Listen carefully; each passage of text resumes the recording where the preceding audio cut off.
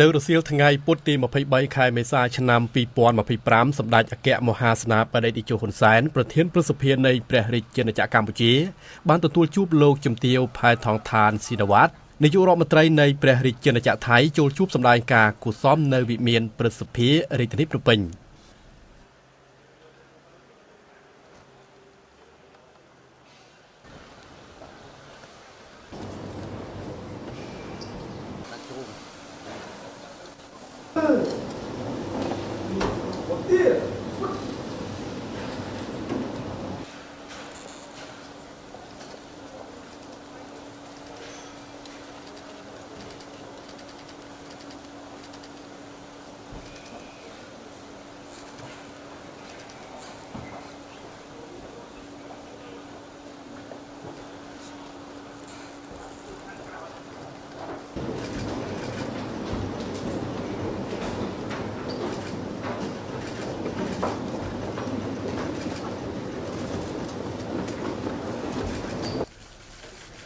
ជាកិច្ចចាប់ផ្ដើមសម្ដេចតេជោបានស្វាគមន៍យ៉ាងកក់ក្ដៅចំពោះលោកជំទាវនាយករដ្ឋមន្ត្រីនិងគណៈប្រតិភូនៃព្រះរាជាណាចក្រថៃដែលបានអញ្ជើញមកបំពេញទស្សនកិច្ចផ្លូវការនៅព្រះរាជាណាចក្រកម្ពុជានៅពេលនេះ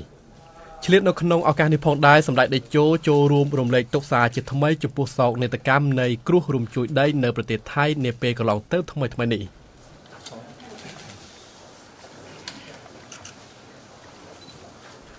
សម្ដេចតេជោបានវាយតម្លៃខ្ពស់ចំពោះទស្សនកិច្ចរបស់លោកជំទាវនាយករដ្ឋមន្ត្រីដែលនឹងនាំមកនៅការពង្រឹងបន្ថែមទៀតនៅភាពជាដៃគូយុទ្ធសាស្ត្ររវាងប្រទេសទាំងពីរស្របពេលដែលឆ្នាំនេះគឺជាខួបលើកទី75ឆ្នាំនៃការបង្កើតទំនាក់ទំនងការទូតកម្ពុជាថៃហើយថ្នាក់ដឹកនាំនៃប្រទេសទាំងពីរបានធ្វើសកម្មភាពព្រមគ្នា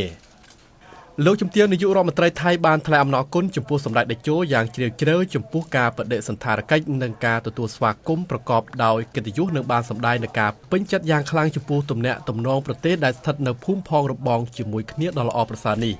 ឆ្លៀតនេះឱកាសនេះផងដែរលោកជំទាវនាយករដ្ឋមន្ត្រីថៃបានចូលរួមរំលែកទុក្ខផងដែរចំពោះមរណភាពរបស់បងប្រុសជាទីស្រឡាញ់របស់សម្ដេចតេជោលោកជំទាវនាយករដ្ឋមន្ត្រីថៃបានជម្រាបជូនសម្ដេចតេជោអំពីលទ្ធផលនៃកិច្ចពិភាក្សាជាមួយនឹងសម្ដេចមហាបវរធិបតីហ៊ុនម៉ាណែតនាយករដ្ឋមន្ត្រីនៃព្រះរាជាណាចក្រកម្ពុជាដោយរាជរដ្ឋាភិបាលនៃប្រទេសទាំងពីរនឹងបន្តការខិតខំប្រឹងប្រែងជាមួយគ្នាក្នុងការលើកស្ទួយនៅកិច្ចសហប្រតិបត្តិការនិងទំនាក់ទំនងទ្វេភាគីបន្ថែមទៀតលោកជំទាវនាយករដ្ឋមន្ត្រីបានលើកឡើងបន្ថែមផងដែរថាលោកជំទាវនិងសម្ដេចធិបតីមិនត្រឹមតែមានឪពុកជានាយករដ្ឋមន្ត្រីដែលជាអ្នកពូកែនឹងផ្ដល់បទពិសោធន៍ល្អប៉ុណ្ណោះនោះទេថែមទាំងរាប់អានគ្នាជាបងប្អូនល្អទៀតដែលការនេះគឺញ៉ាំងឲ្យកិច្ចពិភាក្សាគ្នាកាន់តែមានលក្ខណៈងាយស្រួលជាការឆ្លើយតបសម្ដេចតេជោបានសម្ដែងនឹងការអរគុណយ៉ាងជ្រាលជ្រៅចំពោះសមានចិត្តនិងកាយវិការនៃការចូលរួមរំលែកទុក្ខក្នុងគ្រាលំបាករបស់សម្ដេចរួមទាំងក្នុងនាមជាបងប្អូនសម្ដេចតេជោបានរំលឹកអំពីការរាប់អានគ្នាការប្រស័យតាក់ទងគ្នាជាមួយនឹងលោកឪពុកលោកជំទាវនាយករដ្ឋមន្ត្រីនិងជាការជួយគ្នាទៅវិញទៅមកចំពោះកិច្ចសហប្រតិបត្តិការទ្វេភាគីសម្ដេចតេជោបានផ្ដល់អនុសាសន៍ឲ្យប្រទេសទាំងពីរគិតគូរអំពីការពង្រឹងនៃកិច្ចសហប្រតិបត្តិការសេដ្ឋកិច្ចពាណិជ្ជកម្មក្នុងក្របខ័ណ្ឌទ្វេភាគីអនុតំបន់ដូចជា XMEC GMS និងក្របខ័ណ្ឌតំបន់នានាដូចជាតំបន់អាស៊ាននិងអាស៊ើបដើម្បីពង្រឹងការធ្វើពិពិធកម្មទីផ្សារនិងឆ្លើយតបទៅនឹងបរិបទនៃការប្រែប្រួលយ៉ាងឆាប់រហ័សរបស់ពិភពលោកជាពិសេសការប្រកួតប្រជែងភូមិសាស្ត្រនយោបាយនិងសេដ្ឋកិច្ចរបស់ប្រទេសមហាអំណាចបន្ថែមលើពីនេះសម្ដេចតេជោបានចង្អុលបង្ហាញថាកម្រិតភាពជាដៃគូយុទ្ធសាស្ត្រសម្រាប់ទំនាក់ទំនងរវាងកម្ពុជានិងថៃគឺមិនទាន់ជាប់ត្រឹមនេះនោះទេដោយត្រូវបន្ថែមពាក្យគ្រប់ជ្រុងជ្រោយបន្ថែមទៀតពីព្រោះថាប្រទេសទាំងពីរបានធ្វើកិច្ចសហប្រតិបត្តិការគ្នាយ៉ាងច្រើននិងលើគ្រប់វិស័យ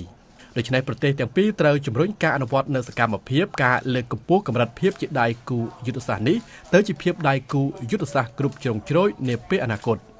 សម្ដេចតេជោបានសម្ដែងនូវក្តីរីករាយដោយបានកត់សម្គាល់ឃើញថាប្រទេសទាំងពីរមានការផ្សារភ្ជាប់គ្នាបានយ៉ាងល្អនិងថ្លែងអំណរគុណចំពោះរដ្ឋាភិបាលថៃដែលបានផ្ដល់នូវការយកចិត្តទុកដាក់ចំពោះពលករកម្ពុជាដែលកំពុងតែបម្រើការងារនៅឯប្រទេសថៃនោះសម្ដេចតេជោបានជម្រាបជូនអំពីមូលដ្ឋាននៃការផ្ទេរអំណាចរបស់សម្ដេចជូនថ្នាក់ដឹកនាំរាជរដ្ឋាភិបាលជំនាន់ថ្មី